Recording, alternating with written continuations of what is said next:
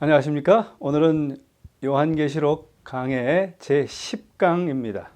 7교회에 보내는 편지 중에 라오디게아 교회에 보내는 편지의 기별을 오늘 함께 공부해 보겠습니다.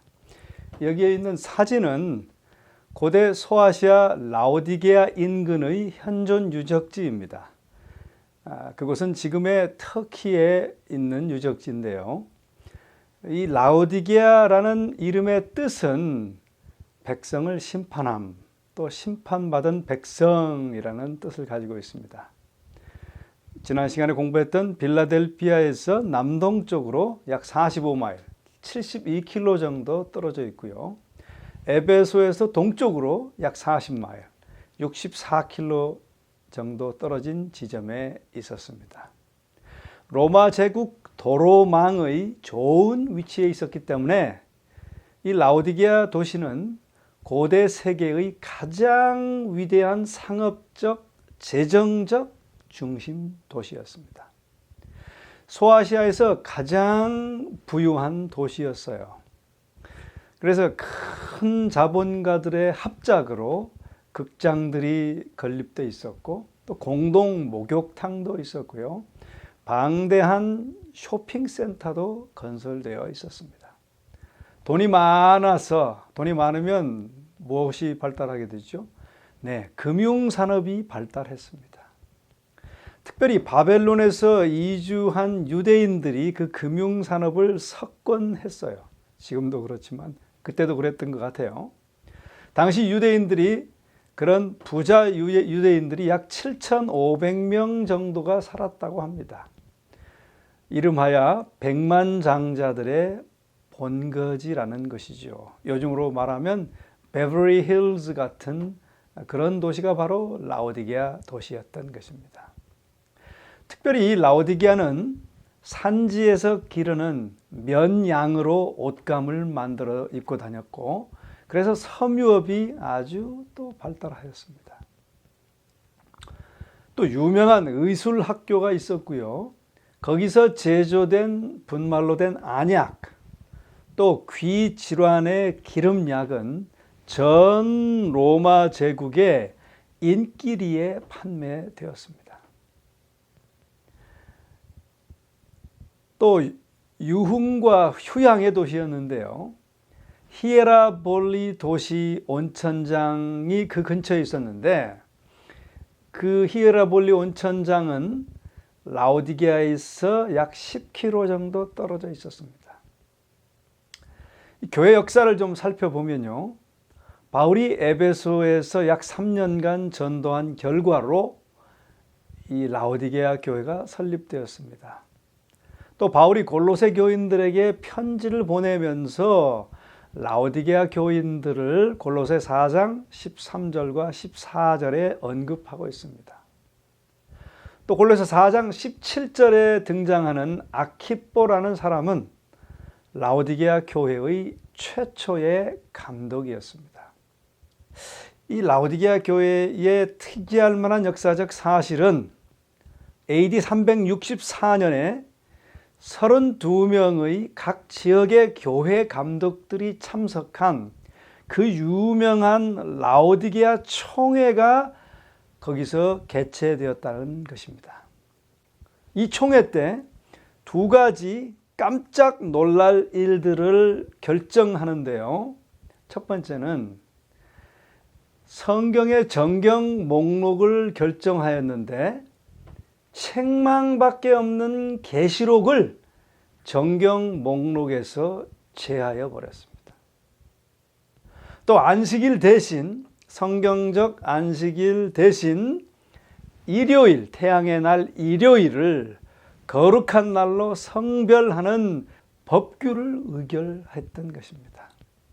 참 놀라운 일들을 이 라오디게아 종교회의에서 결의했다는 것입니다. 이 라오디게아 교회는 유감스럽게도 이런 반구에 칭찬도 하지 않으시는 7교회 중 유일한 교회입니다. 이들에 대한 주님의 말씀은 거의 절망적이었으며 라오디게아 교회는 거의 죽음의 선에 이르고 있었던 것입니다.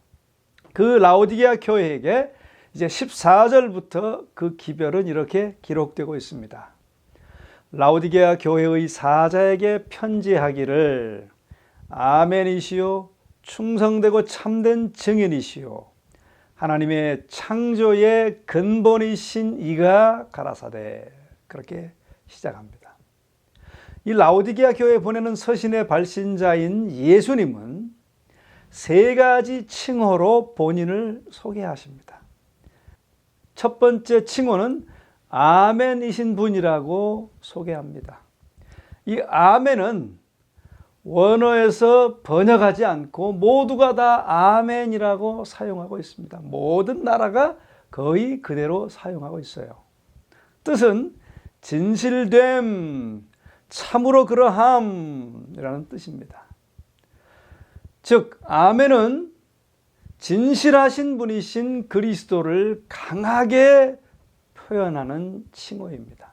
두 번째는 충성되고 참된 증인이라고 소개하고 있는데요. 이 사람은 편벽되고 관찰과 판단이 불완전하지만 예수 그리스도만이 완벽한 증인이 될 수 있습니다. 세 번째는 창조의 근본 되신 분이라고 소개합니다. 예수 그리스도께서 아버지와 함께 창조주이심을 강조하고 있습니다. 즉 이 세 가지 칭호는 자만하는 라오디게아 교회에게 예수님은 세상의 절대적 권세를 가지신 유일한 분이시다는 것입니다. 이는 그분께서 모든 피조물의 근원이시요 기원이시기 때문이다라고 말하는 것이죠.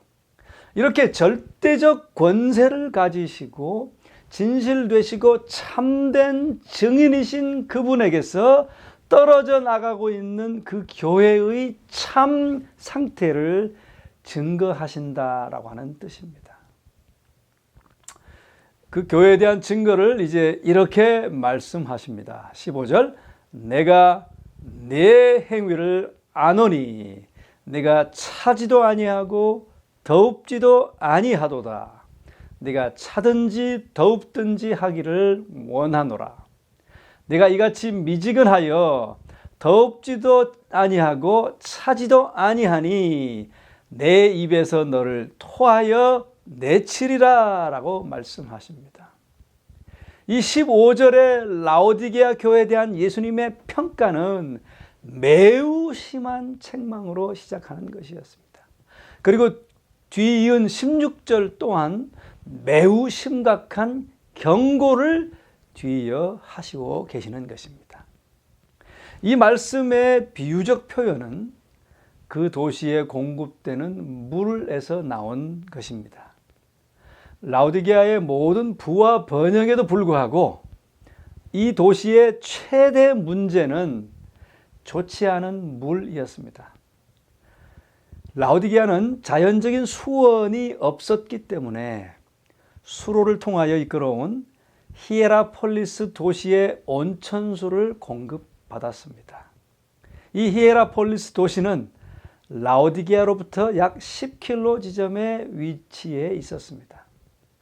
뜨거운 미네랄수의 거품 온천이 산 기슭에서 공급되어 내려왔는데 그 물이 라오디게아에 도달할 즈음 그 물은 다 식어져서 비록 목욕하기에는 괜찮았을지라도 마실 물로서는 맛이나 냄새가 적당하지 않았고 토할 정도였습니다.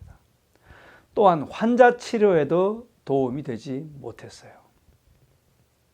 물의 미지근한 이러한 상태는 라오디게아 교회의 신자들의 상태를 나타내는 것이었습니다. 그들의 미지근한 상태는 그들이 무관심과 자만의 상태에 빠졌음을 가리키는 것이죠. 그들은 영적 사물에 대한 그들 본래의 열정과 열성을 다 잃어버렸던 것입니다. 그들의 최고 문제는 자부심과 자만심이었습니다. 그것은 그 도시의 자만심과 자부심, 나는 부자라 부유하여 부족한 것이 없다라고 하는 그 상태에서, 그 도시의 것에서 온 것이었습니다. 여러분, 제가 아까 말씀드린 것처럼 로마 제국 도로망의 좋은 위치에 이 도시가 위치해 있었기 때문에 그 도시는 고대 세계의 가장 위대한 상업적, 재정적 중심지였어요. 그래서 라오디게아는 엄청나게 부유하였고 그것을 자랑으로 여겼습니다. 로마 역사가 타키투스에 의하면 AD 60년경 라오디게아가 지진에 의해서 파괴되었을 때 시민들은 매우 부자이고 독립적이어서 그들은 황제의 도움을 거절하고 자신들의 재산으로 그 도시를 재건하였다는 것입니다. 이러한 상업적, 재정적, 그리고 산업적 번영과 성공은 라오디게아의 부유한 시민들에게 자긍심을 가득히 채워주었습니다. 그리고 그 정신은 분명히 교회에도 스며들었던 것이죠. 그래서 라오디게아 교회 신자들도 나는 부자라 부유하여 부족한 것이 없다라고 생각했던 것입니다. 그런 그들에게 말씀은 이렇게 기록합니다. 네가 말하기를 나는 부자라 부유하여 부족한 것이 없다 하나 네 곤고한 것과 가련한 것과 가난한 것과 눈먼 것과 벌거벗은 것을 알지 못하도다 라고 말씀하십니다. 그들은 부자라 생각했지만 실상은 영적인 면에 있어서는 가난하였습니다. 그럼에도 그들은 자신들의 상태에는 눈이 멀어 있었으며 그들의 실상과는 정반대로 부자라고 생각하였던 것이죠. 이 17절에 기록한 가난한 뜻은요, 원어적인 뜻은 지극히 가난한, 거지같이 가난한의 의미입니다.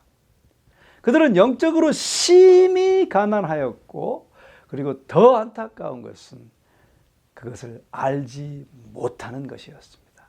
또 18절에 벌거벗은이라는 단어의 뜻은 재판을 받아서 심한 굴욕을 받고 있는 것을 의미하였습니다. 그렇게 안타까운 가난하고 벌거벗은 눈먼 상태인 것을 그들은 깨닫지 못하고 있었던 것이죠. 그래서 그 교회에 이제 다음과 같이 계속 권면하십니다. 내가 너를 권하노니 내게서 불로 연단한 금을 사서 부요하게 하고 흰 옷을 사서 입어 벌거벗은 수치를 보이지 않게 하고 안약을 사서 눈에 발라 보게 하라. 무릇 내가 사랑하는 자를 책망하여 징계하노니. 다 함께 읽을까요? 그러므로 내가 열심을 내라 회개하라 라고 말씀하고 계십니다. 그리스도께서 영적으로 미지근한 라오디게아 신자들을 당신의 입에서 막 토하여 내려 하신다는 사실은 그들에게 아직도 회개할 기회가 있다는 것을 의미하는 것입니다. 교회에 대한 예수님의 이러한 권면은 라오디게아의 자기 기만적 상태와 부합한 권면이었습니다. 첫째 권면은 예수님께서 내게서 불로 연단한 금을 사서 부유하게 하라라고 말씀하셨습니다. 이 라오디게아 신자들이 사라는 재촉을 받았다는 사실은 그들의 익숙한 상업 문화의 적절한 호소어이었습니다. 또한 그들에게 물물 교환이 필요하다는 사실을 암시합니다. 자, 금을 사라라는 말은 무슨 뜻일까요? 베드로전서 1장 7절에 그 힌트가 있어요. 베드로전서 1장 7절은 이렇게 말합니다. 너희 믿음의 시련이 불로 연단하여도 없어질 금보다 더 귀하여 라는 말씀을 보면 금을 사라는 말은 세상의 금보다 더 소중한 진짜 금, 바로 믿음을 얻으라는 것을 의미한다라고 알 수 있습니다. 불로 연단한 금은 곧 사랑으로 역사하는 믿음입니다. 오직 이것만이 그들을 하나님과 화목하게 할 수 있고 참으로 부유하게 할 수 있는 것이었습니다. 둘째는 그리스도께서는 교회에게 또 벌거벗은 수치를 가리기 위해 그들에게 흰옷을 사라고 말씀하십니다. 이 요한계시록에서 흰옷은 종종 구원을 상징합니다. 죄인들에게 입혀주신 바 된 그리스도의 의이며 또한 그것은 나누어 준 바 된 그리스도의 의인 것입니다. 또 계시록 19장 8절에 의하면 이 흰옷은 빛나고 깨끗한 세마포는 성도들의 옳은 의로운 행실이고 품성의 순결성이라는 사실입니다.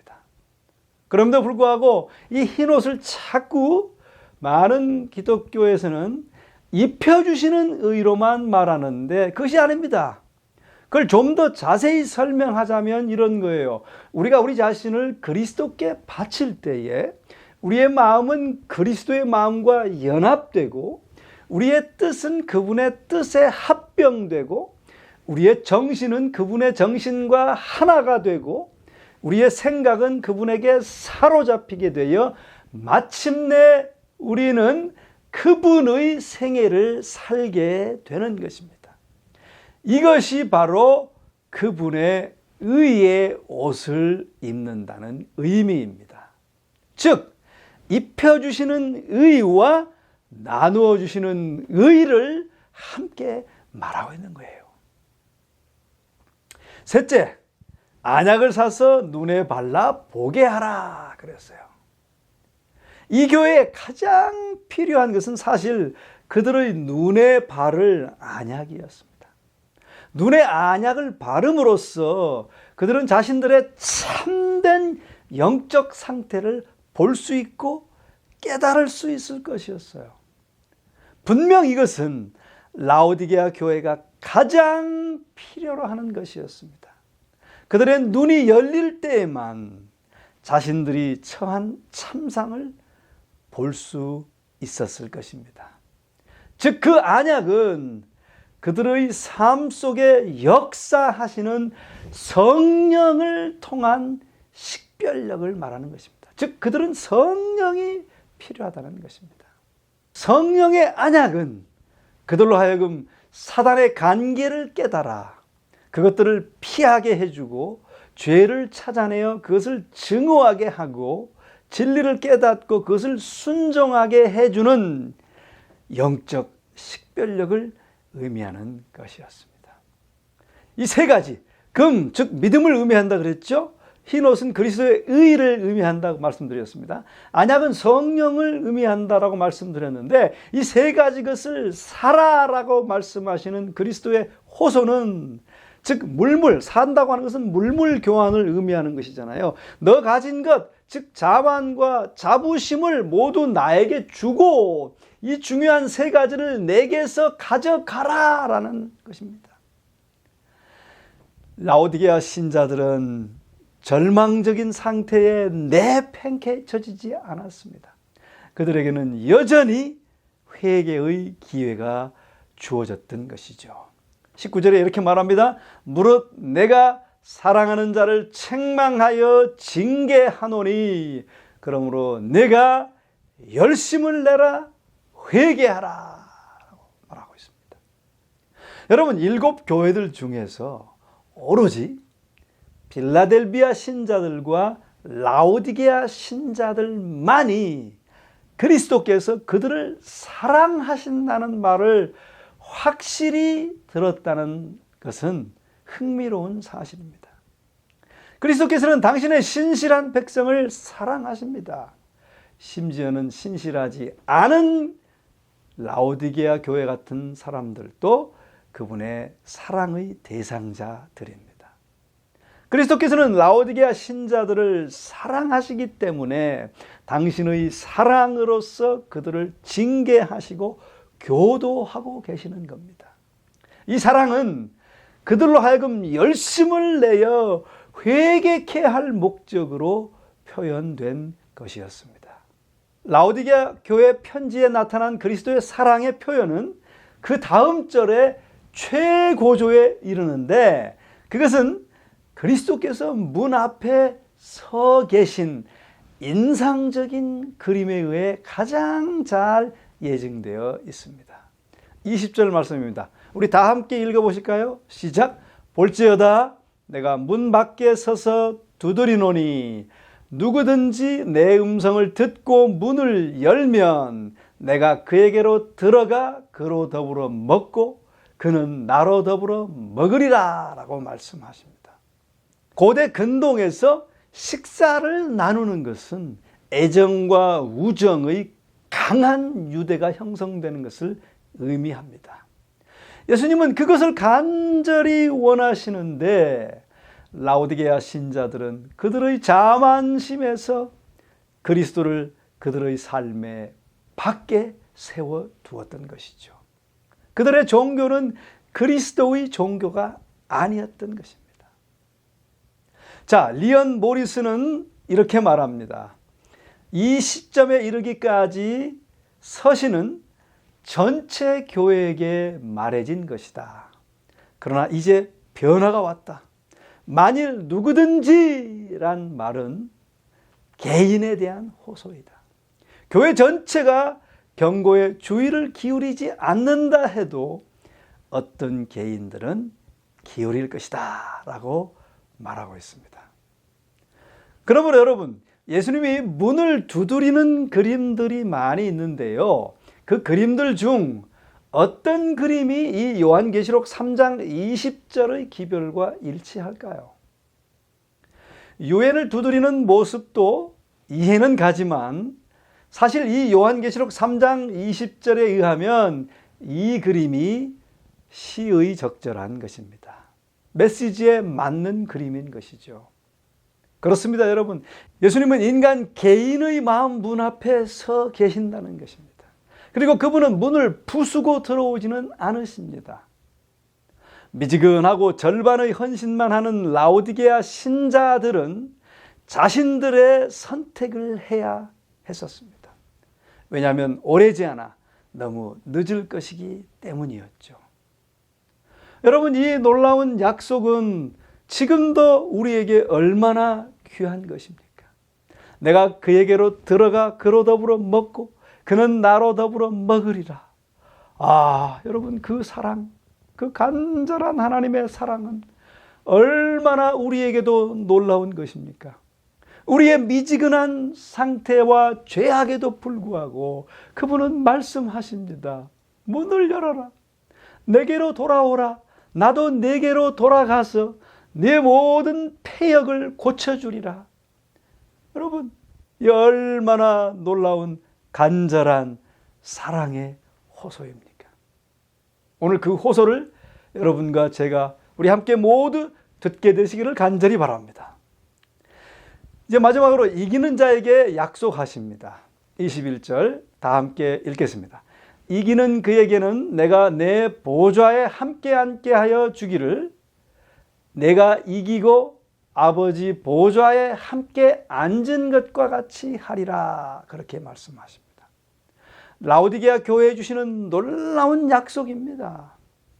여기서 현대의 우리도 그리스도인들이 그리스도 안에서 얻는 우리의 실제적 신분을 발견합니다.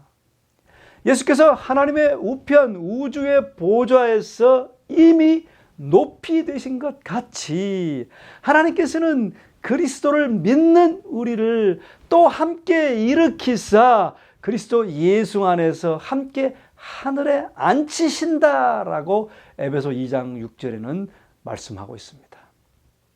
만일 우리가 고대 근동에서 보좌는 단 하나의 자리로 된 것이 아니라 흡사 오늘날의 카우치와 소파와 같았다는 것을 기억한다면 이 말씀은 훨씬 더 명료해질 것입니다.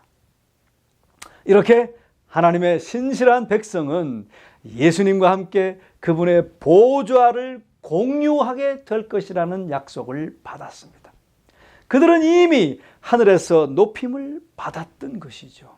또한 이기는 자에 대한 약속의 최종 성취는 재림시에 완전히 실현될 것입니다. 여러분, 지금까지 각 7교회는 이기는 자에게 약속을 다 해주십니다. 그런데 놀랍게도 이 7교회를 비교해 보면 에베소 교회부터 쭉 영적으로는 더 많이 쇠퇴해 내려가지만 그 약속에, 이기는 자에 대한 약속에 있어서는 그 반대로 더 많이 받고 상승하는 것을 우리가 알게 됩니다. 특별히 라오디게아 교회에게 주신 내가 내 보좌에 함께 앉게 하여 주겠다는 이 약속은 다른 교회들에게 주신 다른 모든 약속들을 통합하는 약속입니다. 예수님과 함께 보좌에 앉는 것은 모든 것을 가지는 것이기 때문입니다. 바울이 말한 대로 죄가 더한 곳에 은혜가 더욱 넘쳤다라는 것이 성취되는 것이죠. 역사적으로 또 시대적으로 이 라오디게아 교회 시기는 AD 1844년부터 재림 때까지 시기로 적용할 수 있고 그 기간은 이름하여 심판의 시대라고 우리가 말할 수 있습니다. 라오디게아 교회 시대에 해당하는 1844년 이후 심판의 시대는 예수 재림 직전의 시대입니다. 재림과 관련된 많은 예언들이 이 시대에 해당되며 성취되고 있는 시기입니다. 이 라오디게아 교회에 적용되는 이 마지막 시대의 교회는 칭찬받을 수 없는 가장 문제가 많은 교회인 것 같습니다. 그 교회는 정치적, 종교적, 그리고 세속적 대격변의 소용돌이를 통과하며 이전에 그 어떤 그리스도인 세대도 직면하지 못했던 도전들에 직면해 있습니다.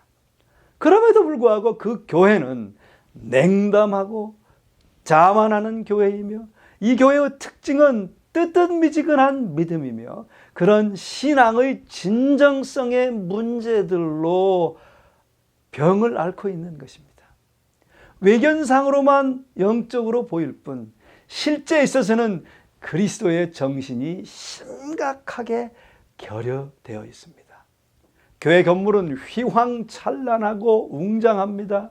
성경에 관련된 도서들과 자료들과 정보들이 산과 바다처럼 풍성합니다.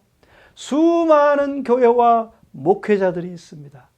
그러나 교인들은 영적으로 뜨뜻미지근하고 메말라 있고 병들어 죽어가고 있는 것입니다. 그리고 물질 만능주의가 기독교적 가치관을 잠식해버리고 있습니다. 누구든지 생명보험과 보트 한 대와 자동차 세 대와 집 두 채만 있으면 하나님과의 관계가 그리 중요하지 않다라고 생각하기 십상인 그런 사회에, 그런 세상에 살고 있습니다. 마지막 시대의 교회가 이처럼 정신이 해이하고 미지근할 것이라는 사실을 7교회에 보내는 편지에서 뿐만이 아니고 누가복음 18장 8절에 보면 인자가 올 때 세상에서 믿음을 보겠느냐라고 하신 그리스도의 고민 어린 질문에도 예시되어 있습니다. 그리고 잠들어버린 미련한 5 처녀의 비유에도 설명되고 있습니다. 또한 사도 바울이 말세에 교인들에 대해서 경건의 모양은 있으나 경건의 능력은 부인한다고 했을 때도 같은 의미를 말하고 있는 것이었습니다. 재림이 촉박한 지금 우리가 라오디게아 시대에 살고 있다는 사실을 깨달을 때 우리 마음이 진지해지지 않을 수가 없습니다. 예수님께서 자신을 문 밖에 서서 문을 두드리는 분으로 나타내셨습니다. 그런 우리 주님께 참으로 감사를 드립니다. 여러분, 이 그림은 영국의 화가 윌리엄 헌트가 그린 그림입니다. 그림을 다 그리고 나서 헌트가 그림을 사람들에게 공개했어요. 미술 비평가와 친구들은 그림을 보고 잘 그린 그림이라고 칭찬을 했습니다. 그런데 그림을 찬찬히 살펴보던 한 친구가 갑자기 의심스러운 얼굴을 하고는 이렇게 말했습니다. 그림이 아주 훌륭하네. 그런데 잘못 그려진 부분이 있네. 이 그림의 문에는 손잡이가 없지 않은가? 그러자 그림을 그린 헌트가 대답했습니다. 손잡이를 빠뜨리고 그린 것이 아니야. 이 그림의 문은 손잡이가 안쪽에 있다네. 안에서 열어야만 열리는 문일세. 즉, 내 스스로가 안에서 열어야만 열리는 우리 마음의 문을 그린 거라네. 이 그림에서 문 밖에서 등불을 들고 두드리는 사람은 예수 그리스도이십니다. 간절하게 오늘 또 여러분과 저의 마음의 문을 두드리고 있습니다. 여러분, 우리 문을 열게 되시기를 바랍니다. 문을 연다고 하는 것은 예수님을 나의 구주로 다시 한번 확신하고 다시 한번 신뢰하고 다시 한번 그분을 영접하는 것을 의미합니다. 예수님이 문 밖에 오셔서 우리들 마음의 문을 지금 두드리고 계십니다. 문을 여는 것은 나만이 할 수 있습니다. 내가 받아들이지 않으면 문을 두드리는 자의 수고가 허사가 됩니다. 내가 결단을 하고 내가 문을 열어야 합니다. 우리 각자 모두 우리의 문을 열고 그분을 받아들이기를 간절히 바랍니다. 우리 모두 주님의 사랑의 호소에 문을 열고 그분을 온전히 영접하게 되시기를 간절히 호소합니다. 그리고 그분과 함께 보좌에 앉아 영원히 다스리는 사람들이 되시기를 주의 이름으로 간절히 축원합니다. 기도하시겠습니다. 사랑의 우리 아버지 하나님, 라오디게아 교회 시대를 사랑하는 저희들에게 다시 한번 이 뜨거운 사랑의 기별을 주셔서 감사합니다. 7 교회 중 어떤 교회들보다 더 많은 사랑의 호소를 우리에게 들려주시오니 감사합니다. 아버지여, 우리 모두 마음을 열게 하시고 우리들 심령에 들어오셔서 우리와 함께 드시게 되기를 간절히 바랍니다. 그래서 우리가 참으로 그리스도의 평강과 축복과 은혜가 충만한 하나님의 보좌에 앉을 성도의 삶이 될 수 있도록 도와주시옵기를 우리 주 예수 그리스도의 거룩하신 이름으로 간절히 축원하옵나이다. 아멘.